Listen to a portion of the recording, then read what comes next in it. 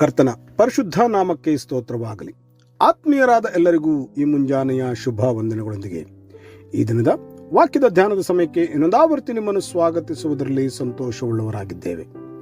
ಆತ್ಮೀಯ ಚಿಂತನೆಯಲ್ಲಿ ಪರಿಶುದ್ಧ ಸತ್ಯವೇದದಿಂದ ಈ ದಿನದ ವಚನ ಭಾಗವಾಗಿ ಕೀರ್ತನೆಗಳಲ್ಲಿ 90ನೇ ಕೀರ್ತನೆಯ 17ನೇ ವಚನವನ್ನು ಓದಿಕೊಳ್ಳುವ ಹಾಗೆ ವಚನವು ಹೀಗೆ ಬರೆದಿದೆ: ನಮ್ಮ ಯೆಹೋವ ದೇವರ ಪ್ರಸನ್ನತೆಯು ನಮ್ಮ ಮೇಲೆ ಇರಲಿ, ನಾವು ಕೈ ಹಾಕಿದ ಕೆಲಸವನ್ನು ನಮಗೆ ಸಫಲಪಡಿಸು, ನಾವು ಕೈ ಹಾಕಿದ ಕೆಲಸವನ್ನು ಸಫಲಪಡಿಸು ಎಂಬುದಾಗಿ. ಈ ಮಾತಿನೊಂದಿಗೆ ಮೋಶೆಯು ಇನ್ನೊಂದು ಉನ್ನತವಾದ ಪ್ರಾರ್ಥನೆ ಸಮಯವನ್ನು ಕರ್ತನಲ್ಲಿಯೇ ಕಳೆಯುವನಾಗಿ ಕಾಣಬರುತ್ತಾ ಇದೆಯಷ್ಟೇ. ಈ ಪ್ರಾರ್ಥನೆಯಲ್ಲಿ ಅನೇಕ ಅಂಶಗಳನ್ನು ತಿಳಿಯಬಹುದಾಗಿದೆ. ಪ್ರಾರಂಭದಲ್ಲಿ ಮೋಶೆಯು ನಮ್ಮ ದೇವರ ಪ್ರಸನ್ನತೆಯು ಎಂದು ಹೇಳುವುದರೊಂದಿಗೆ ತಿರುಗಿ ದೇವರ ಇರುವಿಕೆಯನ್ನು ಅರಿತುಕೊಳ್ಳುವನಾಗುತ್ತಿದ್ದಾನಷ್ಟೇ. ಯಾಕೆಂದರೆ ಮುಂದುವರೆದು ಗಮನಿಸುವ ಹಾಗೆ ಈ ಪ್ರಾರ್ಥನೆಯಲ್ಲಿ ದೇವರ ಪ್ರಸನ್ನತೆ ಅಥವಾ ದೇವರ ಇರುವಿಕೆಯು ಇರುವುದಾದರೆ ಎಂದು ತಿಳಿಸುತ್ತಿರುವಲ್ಲಿ ಇದು ಜೀವನ ಕ್ರಮಕ್ಕಾಗಿ ಬೇಕಾಗಿರುವ ಅಗತ್ಯತೆಗಳ ಪೂರೈಸಲ್ಪಡುವಿಕೆಗಳಿಗಿಂತಲೂ ದೇವರ ಆಶೀರ್ವಾದವೇ ಫಲಪ್ರದವಾಗಿರಲಿ ಎಂದು ತಿಳಿಸುತ್ತಾ ಇದೆಯಲ್ಲ. ಇಲ್ಲಿ ಮೋಶೆಯು ದೇವರ ಪ್ರಸನ್ನತೆಯನ್ನು, ದೇವರ ಕೃಪೆಯನ್ನು ಕೇಳಿಕೊಳ್ಳುತ್ತಾ ಇದ್ದಾನೆ.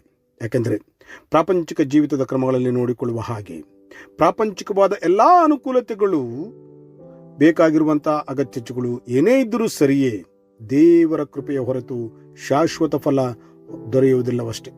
ಹೇಗೆಂದರೆ ನಮ್ಮ ಕಳೆದ ದಿನದ ಧ್ಯಾನದ ಸಮಯಗಳಲ್ಲಿ ಗಮನಿಸುತ್ತಾ ಬಂದ ಪ್ರಕಾರವಾಗಿ ದೇವರ ಪ್ರಸನ್ನತೆ, ದೇವರ ಕೃಪೆ ಜೊತೆಗಿರುವುದಾದರೆ ಎದುರಾಗಬಹುದಾದ ಯಾವುದೇ ಕೆಲಸವಾದರೂ ಸರಿಯೇ ದೇವರಿಂದ ಒದಗಿ ಬರಬಹುದಾದ ದೊಡ್ಡ ಆಶೀರ್ವಾದವಾಗಿ ಕಾಣಬರುತ್ತದಷ್ಟೇ.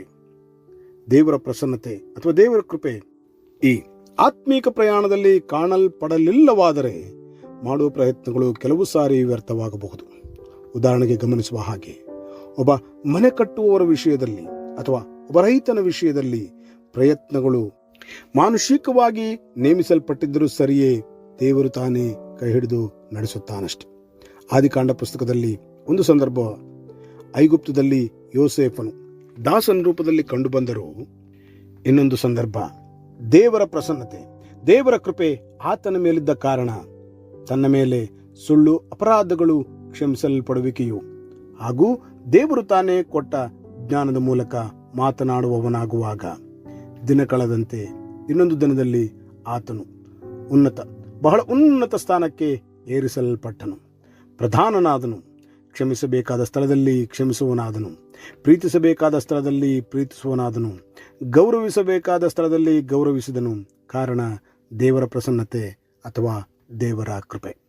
ಮೋಶೆ ಪ್ರಾರ್ಥಿಸುತ್ತಾ ಇದ್ದಾನೆ, ದೇವರ ಪ್ರಸನ್ನತೆಯ ನಂತರದಲ್ಲಿ ನಾವು ಕೈ ಹಾಕಿದ ಕೆಲಸವನ್ನು ನಮಗೆ ಸಫಲಪಡಿಸು. 2 ಬಾರಿ ಕೇಳಿಕೊಳ್ಳುತ್ತಾ ಇದ್ದಾನಷ್ಟೇ. ಇದು ಬಹಳ ಆಲೋಚಿಸಿ ಮಾಡಬೇಕಾದ ಪ್ರಾರ್ಥನೆಯಾಗಿದೆಯಲ್ಲ. ಈ ಆತ್ಮೀಯ ಚಿಂತನೆಯಲ್ಲಿ ಚಿಂತಿಸುವ ಹಾಗೆ ಪ್ರಾಪಂಚಿಕ ಜೀವಿತದಲ್ಲಿ ಇರುವುದಾದರೂ ಸರಿಯೇ, ಸಂದರ್ಭಗಳ ನಡುವೆ ನೋಡಿಕೊಳ್ಳುವ ಹಾಗೆ ಪರಿಸ್ಥಿತಿಗಳು ಬದಲಾಗಬಹುದು, ಆರೋಗ್ಯ ಬಲ ಏರುಪೇರಾಗಬಹುದು. ಆದರೆ ಬದಲಾಗದಿರುವುದು ಆತನ ಪ್ರಸನ್ನತೆ, ಆತನ ಕೃಪೆ ಮಾತ್ರವೇ. ಮೋಶೆ ಪ್ರಾರ್ಥನೆಯಲ್ಲಿ ಸಫಲಪಡಿಸು ಅಂದರೆ ಜಯದ ಜೀವಿತದ ಕಡೆಗೆ ನಡೆಸು.